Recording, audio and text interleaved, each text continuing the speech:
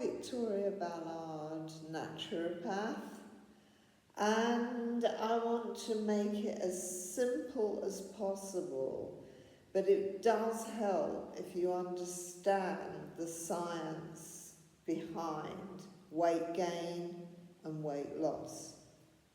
So I'm going to start with the bad news and get it over with.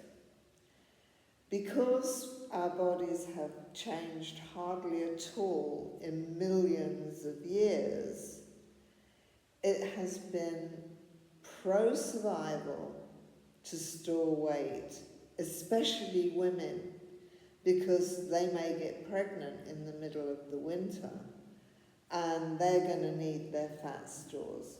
So in a way, nature has certainly got to quite a few of us to make it hard for us to lose weight, easy for us to gain weight.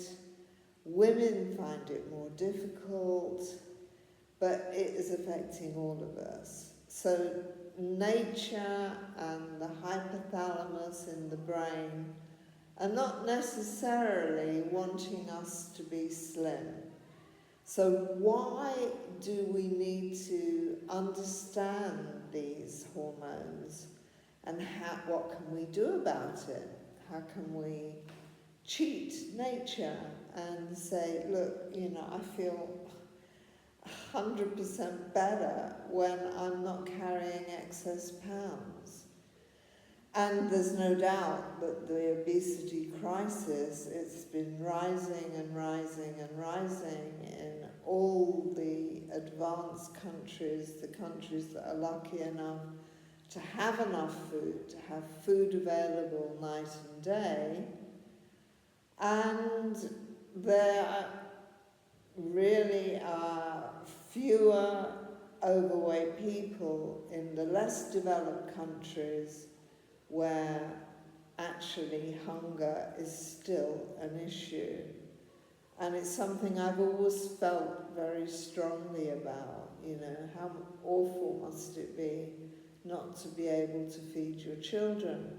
So I've always donated to the charities. But we're talking about the Western world as we know it, Australia included. It's not in the West, but we'll include it, Australia, New Zealand, and some of the other Asian countries that are becoming quite wealthy and also have fridges full of food. So let's get to these hormones, and I'm going to try and make it as simple as I possibly can. Now, there's a lot of videos from some fantastic people like Jason Fung, Dr. Jason Fung, who's a nephrologist and has been reversing diabetes in many, many people. Now, he has said a lot about insulin resistance, so maybe you already understand insulin resistance. The pancreas secretes insulin. It secretes it when it's expecting a meal, just by the clock. And certainly if there's been an insulin spike because of a meal just eaten, the pancreas goes crazy and produces loads of insulin. And the insulin is supposed to get the energy into the cells, to give us energy to live our lives and chase our food, as it was for so many people for so many years. In our case, it's just to go to the fridge. But, you know, still, the energy is needed to live life. So the idea is that the insulin will drive the insulin into the cells, and by that we will have more energy.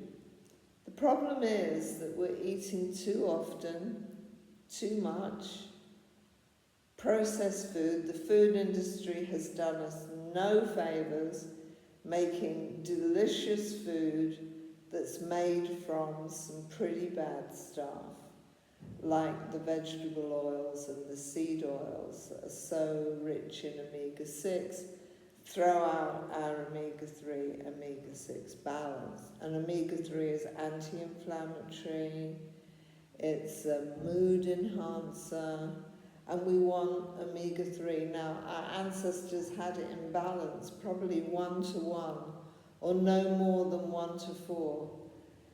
Just for example, tahini, delicious, from sesame seeds, but its ratios are 1:57.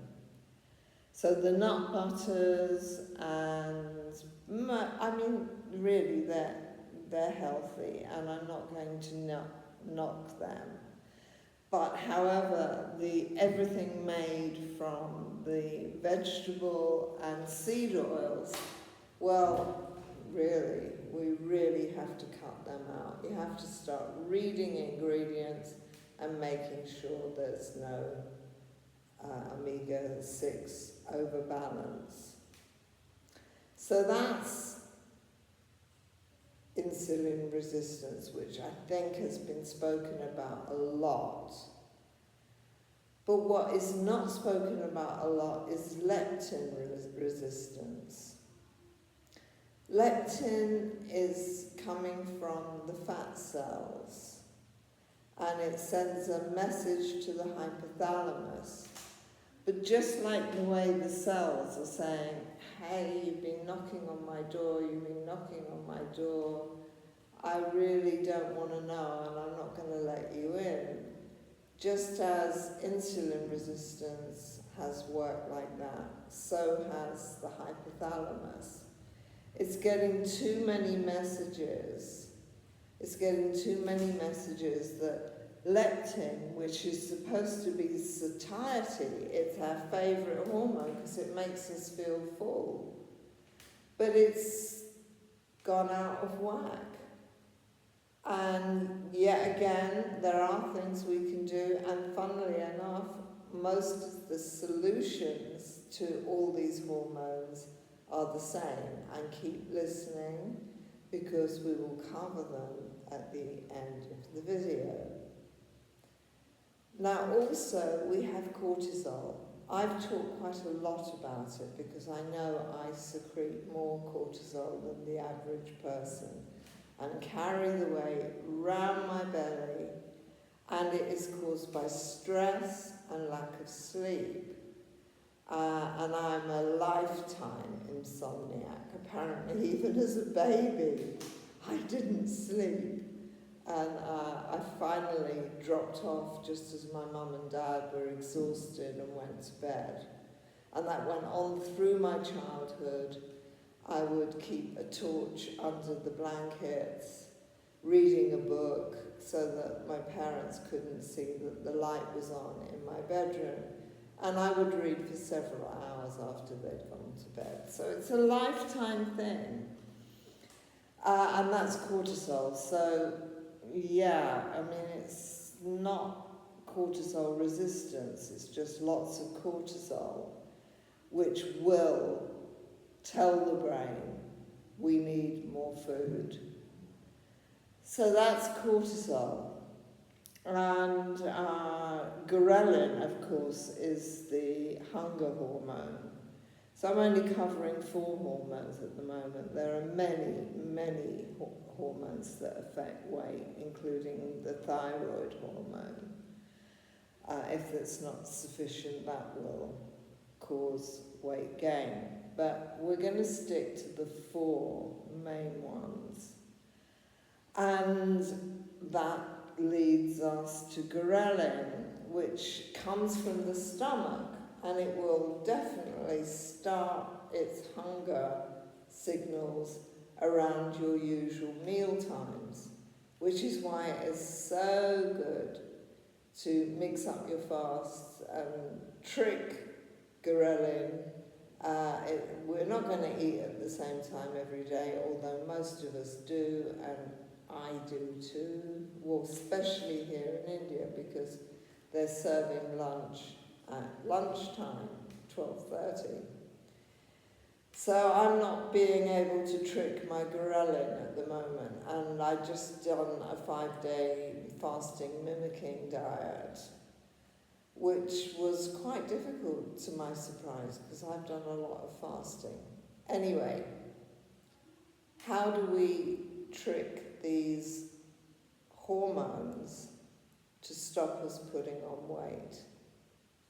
I mean, obviously, that statement I made about how nature wants us to be fat so that we can survive the winter, that obviously doesn't apply to all people. I know several of my girlfriends who are nearly my age, and one of them's even older than me, and they couldn't put on weight if you gave them £1 million because nothing they eat makes them put on weight. So there are a subsection of the human race that don't have a weight problem. Their weight problem is, how do I get fatter?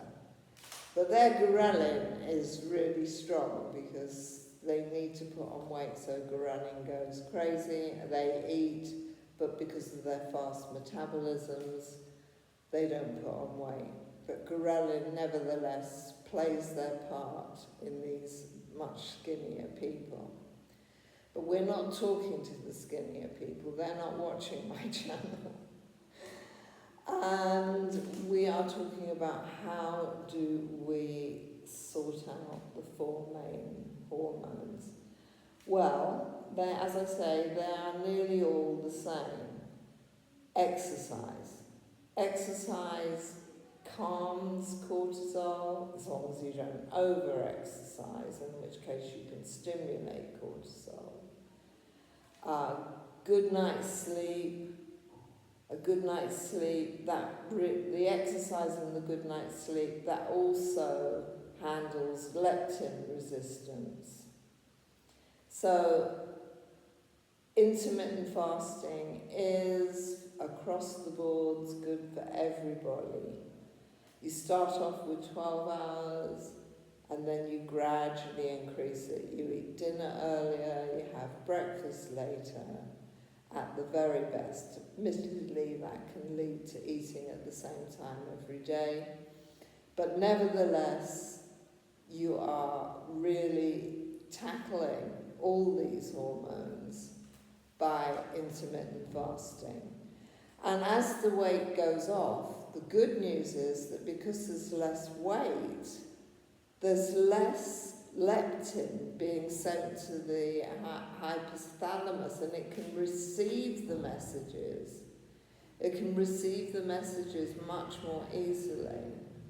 And the cortisol, which is coming from the adrenals on the top of the kidneys, in the form of ACTH, this will also, as we intermittent fast and we sleep better and we exercise a little more, then this also helps cortisol. So it's not a one-size-fits-all, but if you do these things, you're less likely to have insulin resistance and leptin resistance. You're less likely to, you might still get ghrelin, but if you're doing really well on your diet and you're having fat burning, you're burning your own body fat, there is a little thing you breathe into, tells you whether you're fat burning. That's lumen, created by Dr. Jason Fung. So you can tell if you're fat burning, and if you get the right kind of diet, like the ketogenic diet, the carnivore diet. In fact, I'm sure there's a really good vegan version even of the ketogenic diet, so anyone can do that. That keeps you in fat burning, which solves a lot of these problems. The signals to the brain start to get received, the signals to the cells start to improve with insulin resistance. The insulin resistance decreases because the messages are getting across to the cells to give energy instead of just telling your body, sorry, it's just not enough insulin to deal with the problem.